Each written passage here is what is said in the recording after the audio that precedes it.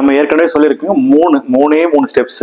ஒன்று BMI calculation, 2 total daily energy expenditure calculation, 3வது burning த fat. இதை 3 செஞ்சனாவே கண்டிப்பா உங்களுடைய டார்கெட்டை நீங்க அச்சீவ் பண்ண முடியும். இதுல நம்பர் 1, இந்த ஸ்டெப் 1 தான் நம்ம பார்க்க போறோம்.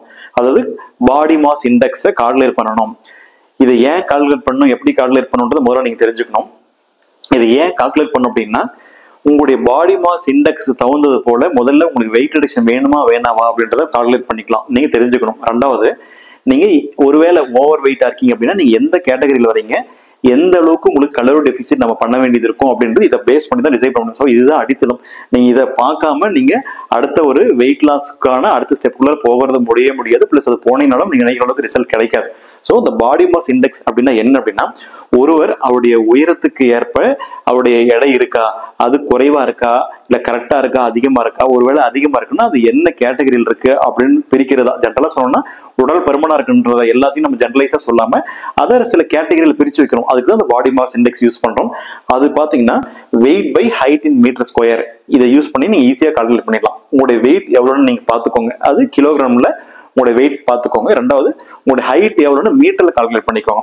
ஸோ உதாரணத்துக்கு உங்களோட வெயிட் வந்து 60 கிலோ அப்படின்னா 60 கிலோவை மேலே போட்டுட்டு கீழே பார்த்தீங்கன்னா உங்களோட ஹைட் மீட்டர்ல கால்குலேட் பண்ணிக்கோங்க. உதாரணத்துக்கு 1.6 மீட்டர்ஸ்னா 1.6 into 1.6. So your weight in kilogram by height in metre square. இதை போடுறது மூலமா இப்போ இதுக்கு பார்த்தீங்கன்னா அப்ராக்சிமேட்டா 23.4 இதுதான் வரக்கூடிய ரிசல்ட். ஸோ இதுதான் உங்களுடைய பாடி மாஸ் இண்டெக்ஸ்.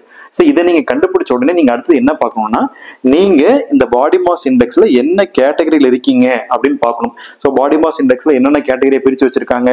ஒன்று அண்டர் வெயிட், அதாவது ஹைட்டுக்கு தகுந்த வெயிட் நீங்க இல்லை, நீங்க ஆல்ரெடி மால்நரிஷா இருக்கீங்க, அண்டர் வெயிட்டா இருக்கீங்க. இல்ல ஆப்டிமல், உங்களோட ஹைட்டும் வெயிட்டும் ஈக்குவலா இருக்கு, லைக் ஆப்டிமலா இருக்கு, எந்த பிரச்சனையும் இல்லை. அடுத்ததுல தான் சிக்கல் ஆரம்பிக்குது. Over weight, obesity category 1, obesity category 2, obesity category 3.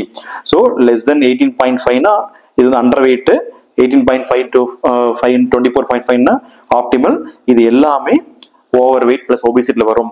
So இந்த 2 கேட்டகரிக்கும் இந்த வீடியோக்கும் சம்பந்தம் இல்லை. ஏன்னா அவங்க வந்து அண்டர் வெயிட் கிடையாது, அதாவது ஓவர் வெயிட் கிடையாது, அதே போல வெயிட்டை குறைக்க வேண்டிய அவசியம் கிடையாது. யாரெல்லாம் வெயிட்டை குறைக்கணும்னு பார்த்தீங்கன்னா, ஓவர் வெயிட்ல இருக்கவங்க ஒபிசிட்டி கேட்டகரி 1, கேட்டகரி 2, கேட்டகரி 3.